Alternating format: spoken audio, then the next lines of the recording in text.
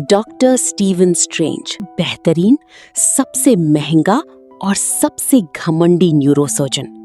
उसके हाथ उसकी सबसे बड़ी ताकत थे। वो इंसानों के दिमाग को खोलता था, ऐसी बारीक नसें जोड़ता था जिन्हें आम इंसान देख भी नहीं सकता। जब वो ऑपरेशन थिएटर में होता तो मौत वहां से बाहर खड़ी रहती थी। स्ट्रेंज कहता था, यहाँ मैं भगवान हूँ। उसका अहम, उसका ईगो उसकी सांसों से भी बड़ा था। वो सिर्फ उन्हीं मरीजों को चुनता था जिन्हें ठीक करके उसकी शोहरत बढ़े। जिनके बचने की उम्मीद नहीं होती उन्हें वो मौत के हवाले कर देता था। उसकी जिंदगी एक परफेक्ट, चमकती हुई इल्यूजन थी। रात का वक्त था, आसमान से तेजी से बारिश गिर रही थी। पहाड़ी के किनारे एक सुनसान अंधेरी सड़क। स्ट्रेंज अपनी महंगी लैम्बोर्गिनी गाड़ी में तेजी से जा रहा था।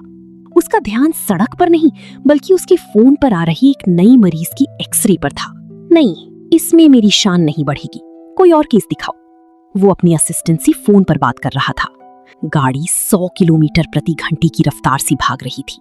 सिर्फ एक छोटी सी सेकंड के लिए सड़क से हटती है। आगे अचानक एक और गाड़ी आ जाती है। स्ट्रेंज घबराकर स्टीयरिंग घुमाता है, लेकिन रफ्तार इतनी ज्यादा थी कि गाड़ी कंट्रोल से बाहर हो जाती है। गाड़ी सीधा पहाड़ी के किनारे से टकराती है और हवा में उछल जाती है। लेकिन सबसे खौफनाक मंजर वो था जब गाड़ी आखिरी बार पलटकर जमीन पर गिरती है। स्ट्रेंज का जिस्म उस टूटी हुई गाड़ी में एक जिंदा लाश की तरह फंसा हुआ था। उसका चेहरा खून से लथपथ था। वो दर्द से चीखना चाहता था, पर उसके गले में डर और खून भर चुका था। जब स्ट्रेंज होश में आता है तो उसके दोनों हाथों में दर्जनों लोहे की पिन्स डाली हुई थी। वो हाथ जो मौत को हराते थे अब बुरी तरह कांप रहे थे। एक अजीब सी बेकाबू कंपकपाहट। वो एक पानी का ग्लास तक नहीं उठा सकता था। स्ट्रेंज टूट गया, सिर्फ फिजिकली नहीं, मेंटली। उसने अपना अस्तित्व खो दिया। उसने अपनी सारी दौलत, अपनी सारी प्रॉपर्टी, अपनी सारी ताकत सिर्फ एक चीज पर लगा दी, अपने हाथों को ठीक करने में। लेकिन 7 एक्सपेरिमेंटल सर्जरीज के बाद भी उसके हाथ ठीक नहीं हुए। उसका बैंक अकाउंट खाली हो गया, उसका घर छिन गया।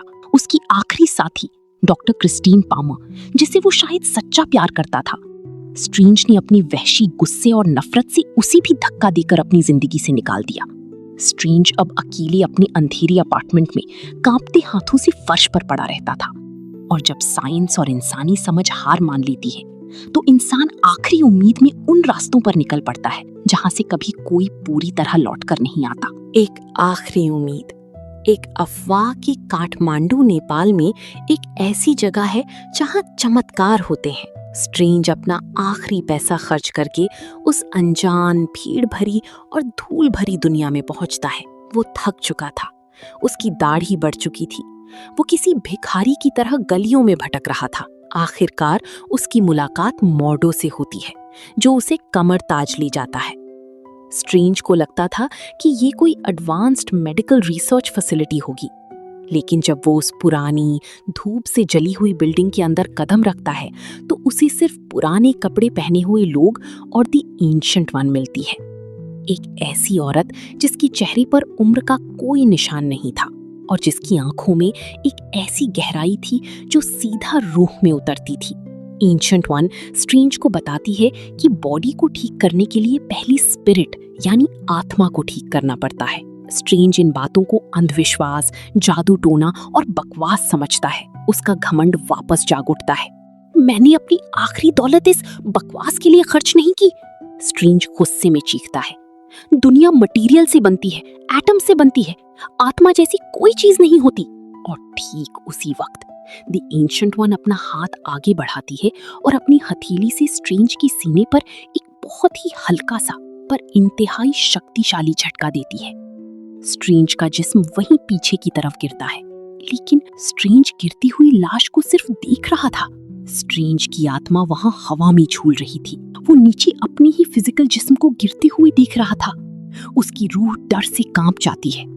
एंशिएंट वन स्ट्रेंज की आत्मा को वापस उसके जिस्म में खींच लेती है। स्ट्रेंज हांफने लगता है। ये क्या था? तुमने मेरे पीने के पानी में LSD मिला दिया था। वो डर को गुस्से से छुपाने की कोशिश करता है। Open your I, ancient one कहती है। और इस बार वो स्ट्रेंज की माथी पर अपना अंगूठा रखती है और उसे भेज देती है एक ऐसी सफर पर जो इंसानी दिमाग को हमेशा के लिए तोड़ने के लिए काफी था। स्ट्रेंज अचानक आसमान में पीछे की तरफ उड़ता है। रियलिटी की दीवारें किसी शीशे की तरह टूटने लगती हैं। वो अपने आप को स्पेस में पाता है और अचानक स्पेस बदलने लगता है। स्ट्रेंज एक ऐसी दुनिया में घिरता है जहां आकार और वक्त का कोई मतलब नहीं था। वो एक विशाल क्वांटम रेल्म में गिरता है।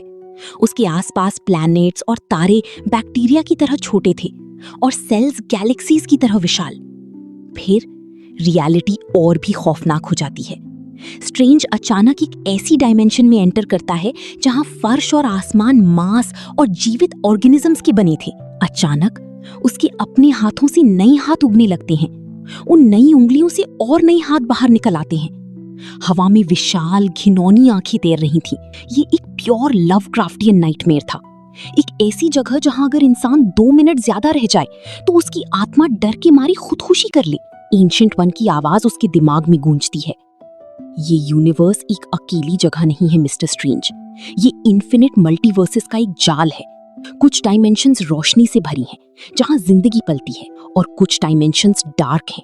ऐसी डायमेंशंस जहां ऐसी पुरानी अनादि एंशिएंट बुराई रहती है जिसे सिर्फ और सिर्फ भूख पता है। तुम सोच रहे थे कि तुम सिर्फ एक सर्जन हो?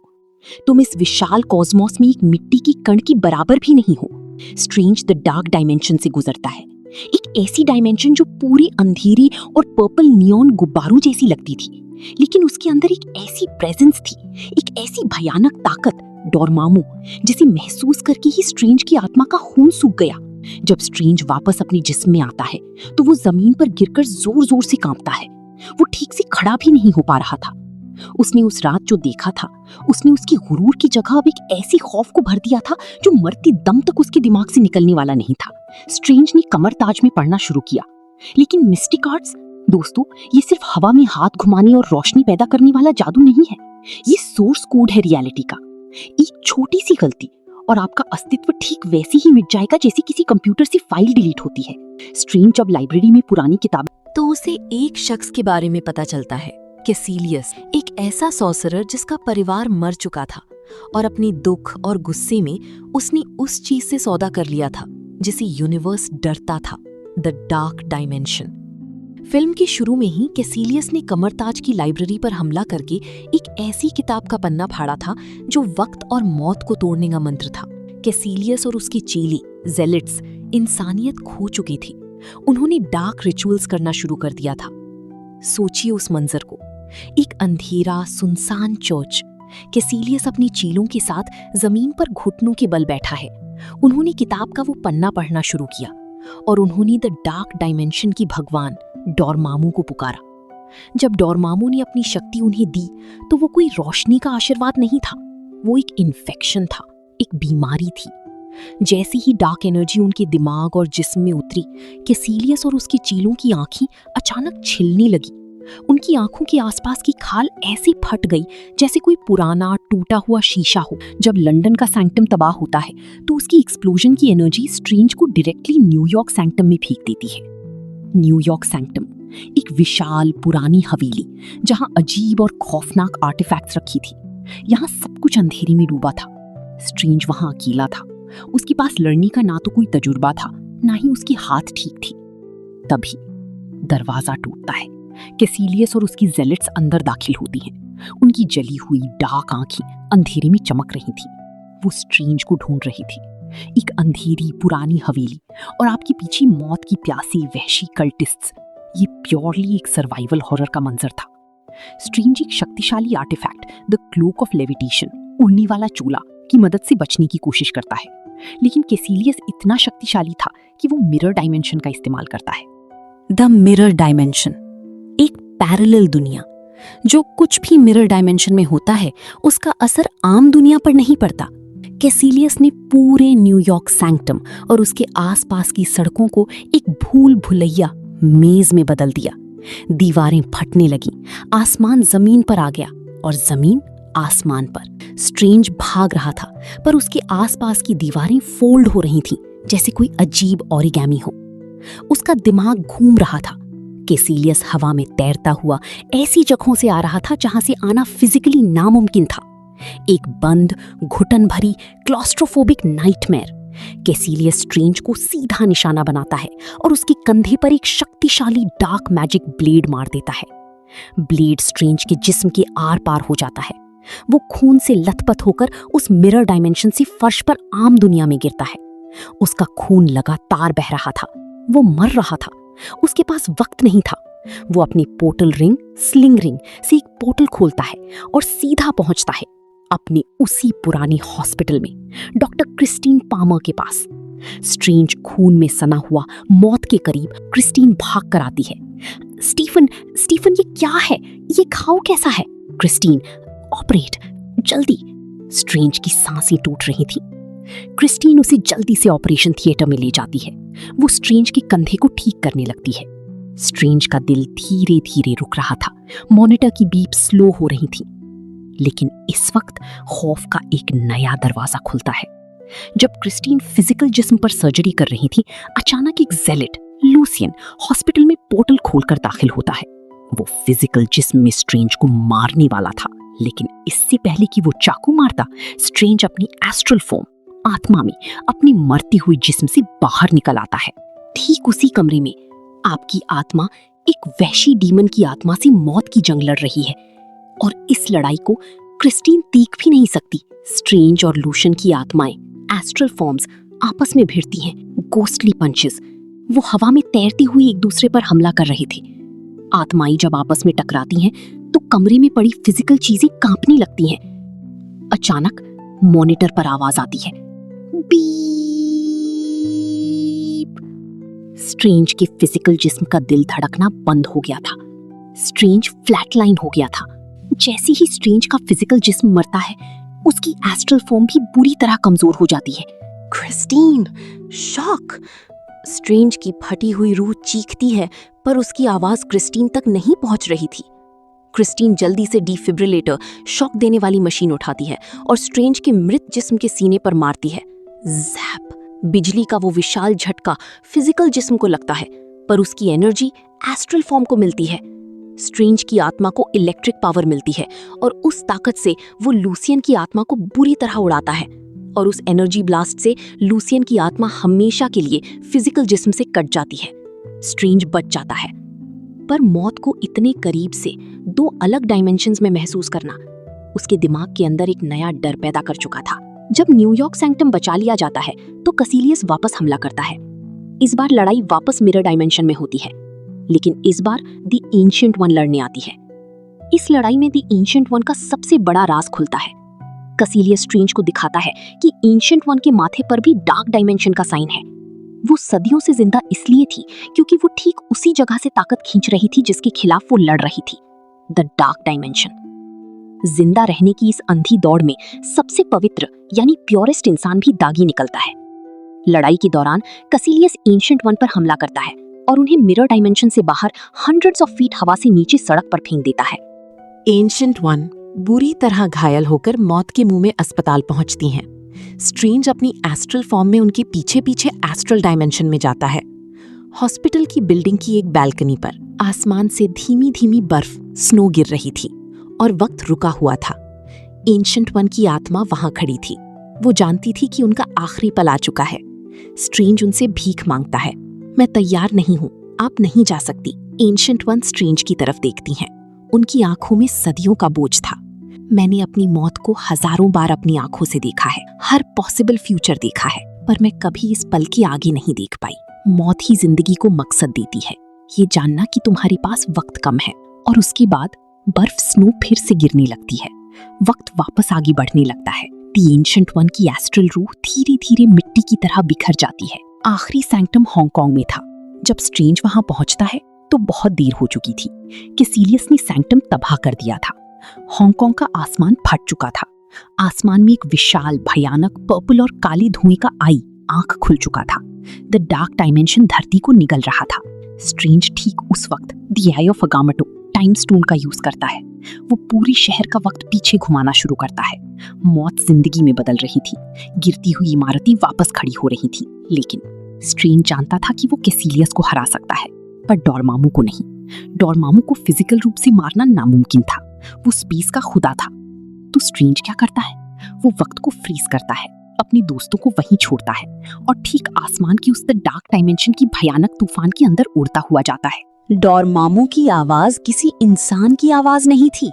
उसकी आवाज सुनकर आत्मा डर के मारी जिस्म छोड़ दे। स्ट्रेंज उसके आगे एक मक्खी जैसा लग रहा था।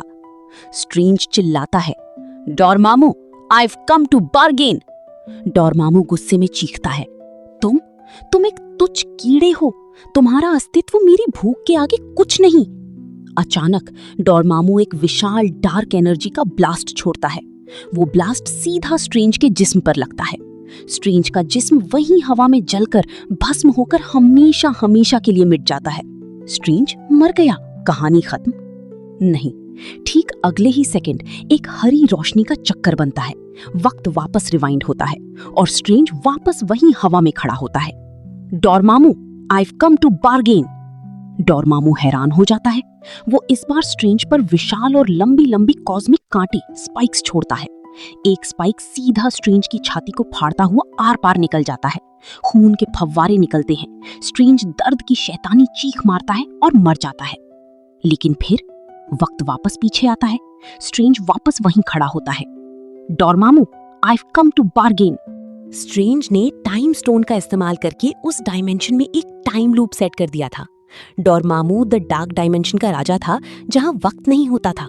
इसीलिए डॉर्मामू इस टाइम लूप को तोड़ नहीं सकता था। डॉर्मामू ने स्ट्रेंज को मारा, 1 बार, 2 बार, 10 बार, 100 बार, 1000 बार। हर एक मौत अपने आप में एब्सोल्यूट एगनी थी। आखिरकार द इनविंसिबल गॉड डॉर्मामू हार मान जाता है। उसके पास वक्त का कॉन्सेप्ट ना होने के कारण वो इस एंडलेस लूप में घबरा जाता है। वो एक कैद प्रिजन में फंस गया था। रोको इसे, बंद करो इसे, डॉर्मामू चीखता है। स्ट्रेंज ठहर जाता है। तुम अपनी जेलेट्स को वापस लोगे और इस धरती की तरफ कभी आंख उठाकर नहीं देखोगे, तभी मैं इस लूप को तोड़ूंगा। डॉर्मामू सौदा मंजूर कर लेता है।